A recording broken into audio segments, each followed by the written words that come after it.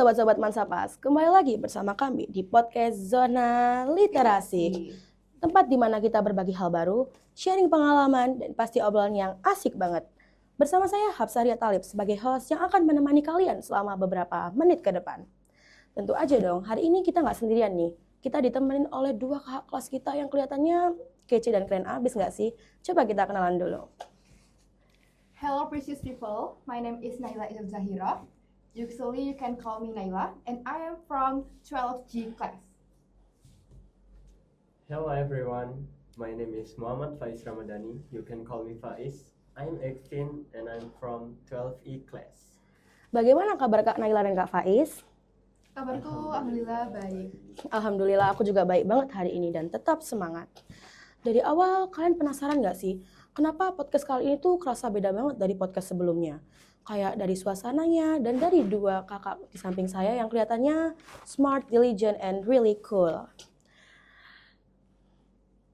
Jadi, tema kita kali ini yaitu tantangan dan strategi mengatur potensi diri. TKA, tes yang pasti udah gak asing dong buat kakak kelas 12 dan teman-teman lainnya. Sebagai adik kelas, jujur, aku juga penasaran sih seberapa penting dan gimana prosesnya.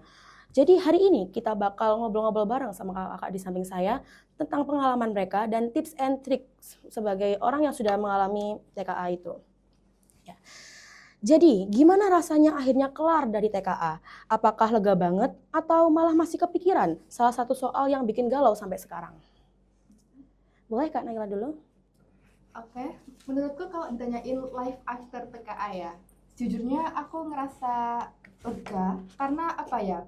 Menurutku setelah bimbel sebulan penuh, kemudian kita udah nguras tenaga, kita bikin kerja kelompok bareng teman-teman juga buat bahas-bahas soal, buat latihan belajar bareng sampai sharing-sharing di WA bahkan. Nah itu langsung pas hari HTKA-nya itu aku ngerasa kayak langsung plong gitu. Dan apalagi sekarang aku lebih fokus untuk ngejar nilai semesterku kali ini. Boleh, kalau Kak Faiz gimana nih pengalamannya? Kalau menurut saya sendiri ya, prosesnya itu kayak berharga banget gitu. Soalnya dari bimbel 1 bulan lebih, malam-malam habis sekolah masih belajar lagi, di sekolah belajar, malam belajar, terus sama soal-soal yang agak merumitkan lah ya. Itu kayak habis TKA itu habis kayak langsung plong gitu. Nah itu dia, jadi memang prosesnya tuh ada banget ya, dari mungkin capek dulu, habis gitu kan lega banget setelah langsuin TKA-nya itu. Ya. Sebelum hari H, pasti ada nih ekspektasi kan, kayak ternyata realita TKA-nya tuh lebih savage, lebih chill, atau sesuai ekspektasi kalian. Gimana itu Kak? Boleh di-spill. Kak Faiz dulu boleh? Kalau saya sendiri ya, kan kebetulan Man ini ngambil gelombang 2 atau ya wis ada yang lebih duluan ngelaksanain TKA. Nah itu saya kan ikut les GO. Nah di GO itu kayak ada bahas bocoran-bocoran soal. Nah itu alhamdulillahnya ada yang sama persis tapi cuman angkanya aja yang diganti gitu. Jadi itu kayak mirip-mirip lah soalnya, gak wow banget. Gitu. Kalau Kak Naila gimana nih? Menurutku sih ya, kalau realita versus apa yang sebelumnya aku ekspektasikan itu, menurutku karena kita juga betul kata Kak Faiz, itu karena kita ngambil gelombang 2. Nah, kita sebagai gelombang 2 itu pasti ngerasa kita nyari-nyari info-info soal kan dari gelombang 1. Nah, gelombang 1 ini pertanyaannya tuh kita tahu kan pasti ada bocoran di TikTok yang berseliweran. Wah, iya. Waduh. Iya. Iya. Nah, di situ letak gimana kita cari cara untuk ngerjain soal tersebut. Nah, kemudian pas kita lihat komen-komennya itu banyak yang kayak mengeluh gitu loh, mengeluh soalnya nggak manusiawi, terus soalnya terlalu susah, waktunya terlalu sedikit. Nah, kita sebagai gelombang 2 pastinya takut dong, takut kalau kita nggak bisa ngerjain, takut bakal keteteran kayak gelombang 1, nah kayak gitu. Tapi pas realitanya ternyata nggak seburuk itu kok. Hmm. Pasti ada soal-soal yang mirip tapi angkanya juga diganti. Nah gitu. Berarti emang bimbel itu perlu banget ya sama latihan-latihan soal sebelum ngelakuin TKA itu. Penting banget. Penting. Penting banget itu. Terus ada nggak sih momen plot twist nih selama ujian? Kayak nemu soal yang sama persis yang kayak kalian latihin, atau malah dapet soal yang sama sekali out of the blueprint? Pak Faiz dulu boleh. Kalau saya sendiri ya yang saya bilang tadi itu ada yang mirip-mirip, ya ada juga yang out of the box dikit lah, tapi gak semuanya kok. Iya. Soalnya itu ya masih manusiawi sih kalau menurut saya. Soalnya itu kayak TKA itu kan nguji penalaran kita kan, kayak soalnya dirumit-rumitin, padahal kan aslinya cuman gitu-gitu aja. Wah, rumit kan ya. Kalau Kak Naila gimana nih? Kalau menurutku soalnya itu agak tricky. Maksudnya gimana cara kita itu bisa problem solvingnya tuh bisa diselesaikan gitu. Nah, maksudnya itu soalnya tuh sama aja apa yang kita dibimbelkan. Namun ada juga yang nggak sama. Jadi gimana caranya kita bisa selama sebelum TKA itu kita harus latihan soal, terus cari tahu variasi-variasi dan tipe-tipenya tuh gimana sih. Nah gitu. Jadi pasti nggak ada yang sama plek ketiplek itu nggak bakal ada. Tapi tipenya yang sama itu ada. Gitu. Wah, itu dia. Berarti emang beneran ya. Ini kalau kita mau TKA tuh bener-bener harus belajar, harus latihan soal dulu sebelum ngelakuin. Bukan yang kayak malah doa jalur langit tuh nggak banget sih kayaknya. Nggak banget ya. Harus ada doa, harus ada ikhtiar juga. Iya. Gitu. Nah itu, kalau boleh kasih satu life hack nih atau tips paling jitu buat persiapan TKA buat adik-adik kelas, apa yang bakal kalian kasih? Buat Kak Faiz nih apa dulu nih? Kalau menurut saya kalian itu harus kayak, kan kalian kelas 12 nanti ya.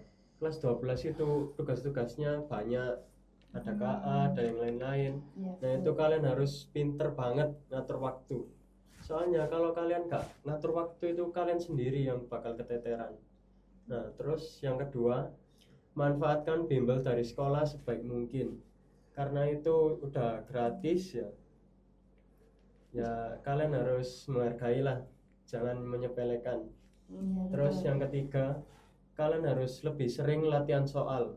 Soalnya kalau kalian sering latihan soal itu, kalian kayak otak kalian itu kayak langsung mikir gitu loh, cara solve problemnya itu gimana. Terus biar kebiasaan lah mengerjakan soal itu, gak kaget. Buat Kak Naila gimana nih?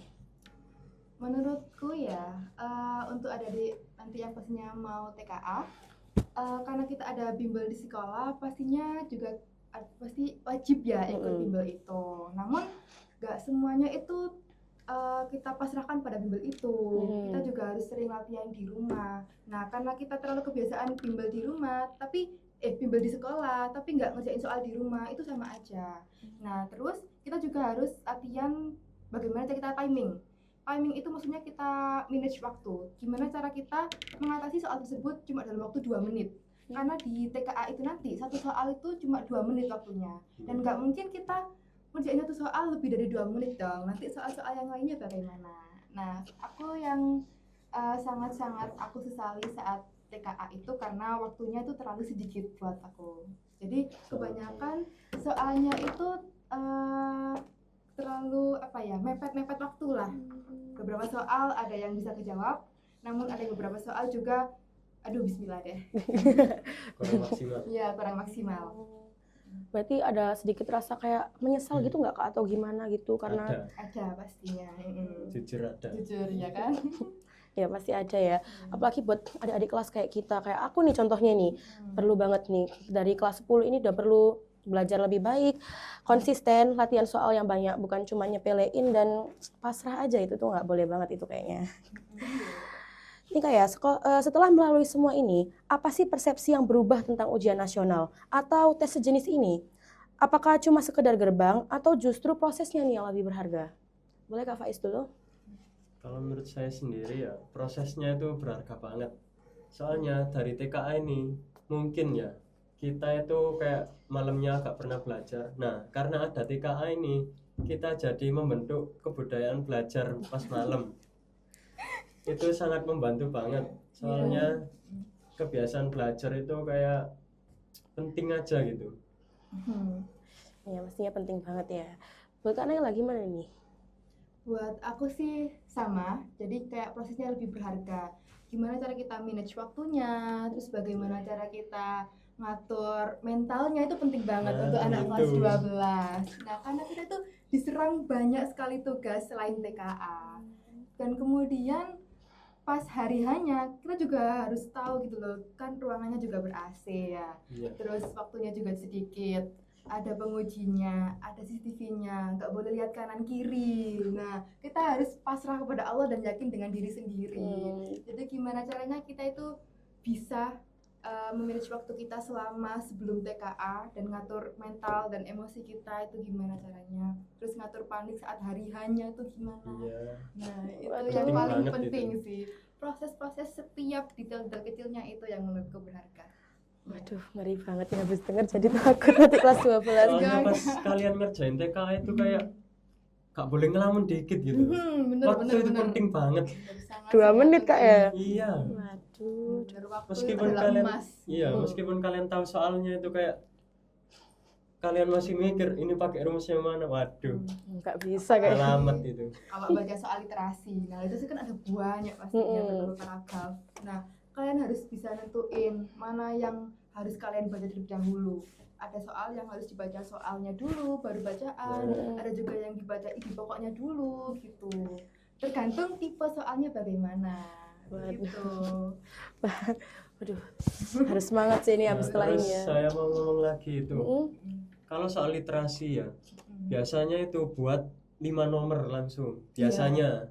Kalau nggak 5 nomor, 4 nomor. Nah, saya sarankan itu kalau baca literasinya itu benar-benar dipahami. Gak sekedar nyari jawaban soal yang di bawahnya itu 1 nomor.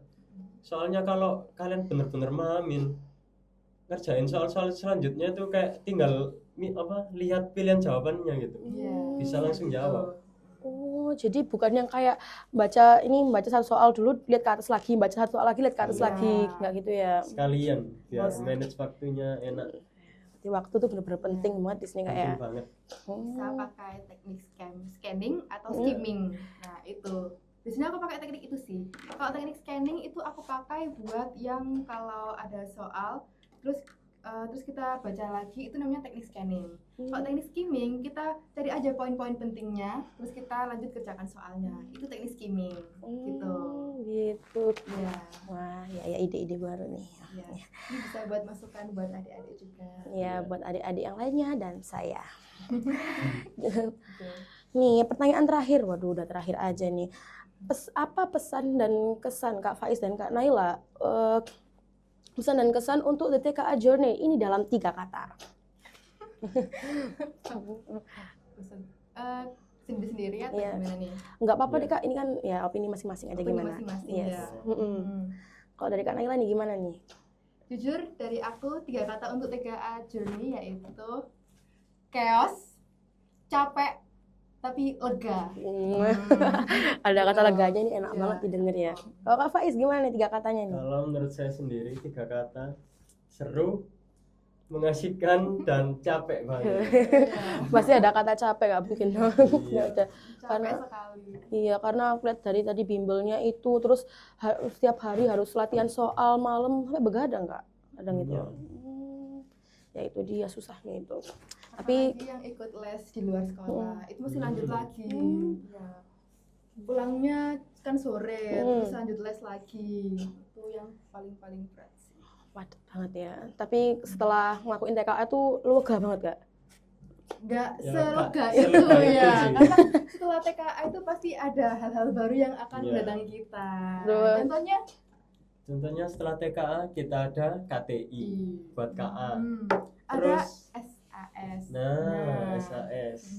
Terus masih mikir lagi belajar SNBT, UTBK. Tuh. Masih banyak, jadi Iya.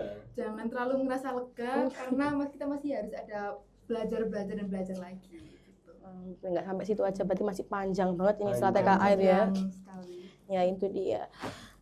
Udah jam segini aja, mungkin itu aja ya Kak Faiz dan Kak Naila. Makasih banget udah mau ngobrol bareng aku dan teman-teman lainnya. Iya, sama-sama. Buat sobat-sobat Mansapas yang udah dengerin sampai akhir dan mau stay bareng kita, terima kasih banyak. Kalau kalian ngerasa podcast kali ini bermanfaat, jangan lupa subscribe, like, dan share ke teman-teman kalian biar banyak yang dapat ilmu baru. Kalau aku sih dapat ilmu baru dari podcast kali ini. Kalau kalian gimana? Coba komen di bawah. Mungkin segitu aja Kak ya. Sampai jumpa di episode berikutnya. Tetap cerdas, tetap semangat, dan tentu saja salam literasi. Wassalamualaikum warahmatullahi wabarakatuh. See you. Dadah.